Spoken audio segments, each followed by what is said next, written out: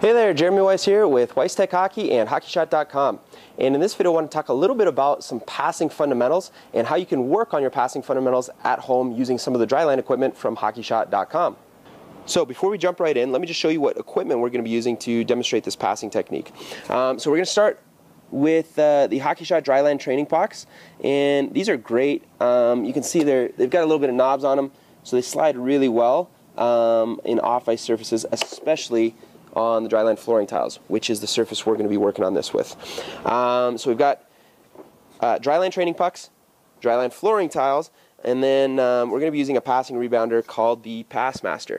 I've used these quite a bit. They're great. You can use them on or off the ice. If you're using them off the ice, let me just show you underneath. So you can see they've got like a kind of a rubber band.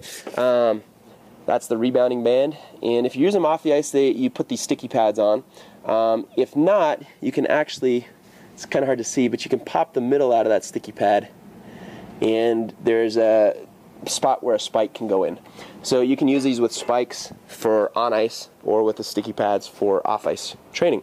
And that's it. So pretty simple setup, some pucks, a rebounder, and a good surface to work with. So let me go ahead and we'll cut and show you the technique and then how to work on this at home.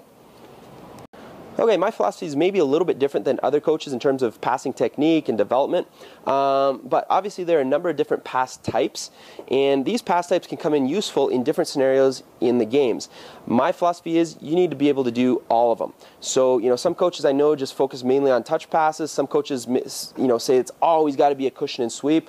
And then there's other pass types as well. You got saucer passes and stuff like that. We're not focusing as much on saucer passes today, but my philosophy is every player should be able to do cushion and sweep. Now, I know I've heard coaches say, well, yeah, but when you're going full speed, cushion and sweep isn't effective. I don't believe that. I believe every player needs to be able to do it and needs to also be able to do a touch pass. And so then in a game situation, whichever one is going to make the most sense, that player has that in his or her arsenal and can use it. So whenever we're talking technique, I always start by developing the cushion and sweep pass. And the cushion and sweep, again, I do this a little bit differently, this part of it as well. But what I like to see is, obviously the player brings the puck back as he or she is ready to make the pass. And then as the pass is being made, it's just a nice sweep, and the puck stays flat on the ice or on the flooring tiles in this situation. Okay? Now, when you're receiving the pass, what I like to see, and I'm not going to have enough space on the camera, on the film to do this, but I tell the players, turn your stick blade up. Okay, now this is the part that's a little bit different. Turn your stick blade up, then as the puck comes in, you roll your top hand over. Now, the reason why this is different, I'm going to turn the angle so you can see this, but if I'm receiving, okay, stick blade up, and then as I roll it over, as you can see, my receiving target is square to the passer along the entire route of my cushion. Okay? Now, what lazier players do, or players that haven't been taught right, it's the natural way to do it is they start out here, they're still trying to do the cushion, but look at where their stick blade is. They haven't opened it up. Okay? So they start out here, I see this a lot, and then as they're coming in, they're trying to pull back. Now, if you look at the timing of this, there's only a split second that the puck can hit where the blade's actually square, and then it's not square again. So it's not square, not square, not square, not square. Not square, not square, not square, not square, square here, and then not square again. Whereas if you're doing it the way I recommend, it's square, square, square, square, square, square, square the whole way through. So why that's useful is if you get in a situation where you've misread the speed of the puck, okay, so the puck's coming in faster than you anticipated, instead of having to try to pull back quicker and hope that you hope that the puck hits your stick square while your stick is square and not roll off, it's a lot easier to just time it if your technique is like this. So if the puck comes in hotter than you expect, boom, technique's still the same. Okay, and believe it or not, you'll be able to control the puck a lot more effectively this way. You're probably going to have to relearn this if you've learned it the wrong way, but at the end of the day, it works a lot better. So let me try to show you what this looks like a little bit. We'll see if we can keep it all in the frame. Okay. See, I start with my stick blade up.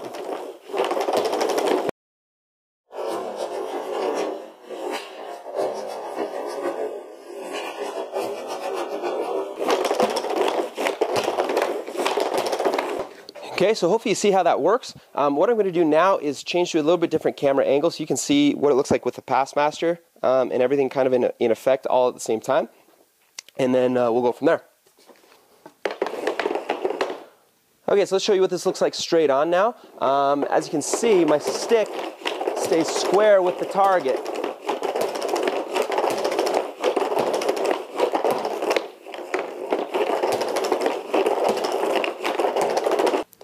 Now, after you've gotten to the point where your cushion and sweep pass is kind of nailed down, then you can start working on the more advanced passes like touch passes and saucer passes as well, but we're not going to focus on that for this video. With touch passes, the idea is, the biggest problem with touch passes is players can't control them. They flip up on them or they bounce off their stick in an area that they're not expecting or not intending. So the key to touch passes is what you're going to do is push your push your top hand forward. Now what that does is, as you can see, pushing the top hand forward cups the blade of the stick. Okay, I'm going to try to show you this a little bit better angle. Okay, from the side angle, as you push your top hand forward, it cups the blade of your stick. Then, with that angle, all you're doing is literally just a cross-checking motion with your stick angle placed still cupped. Stick stays cupped on the ice. Bottom hand has to have a lot of strength on this in order to, especially if you're touch passing a hard pass. Okay, but that's the concept. So I'm going to bounce this into the Passmaster again and use touch passes this time, and you can see the angle of the stick and how it keeps the puck flat. Okay, a lot of weight out in front of the puck with this.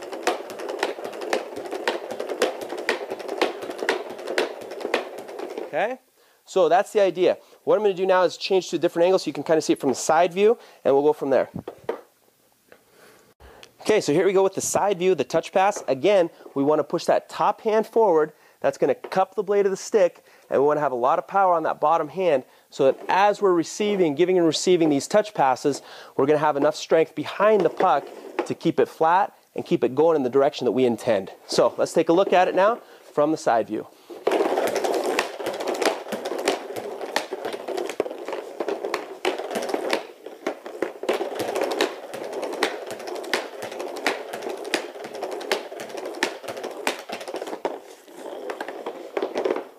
So there you have it. That's your proper technique on the cushion and sweep pass as well as the touch pass.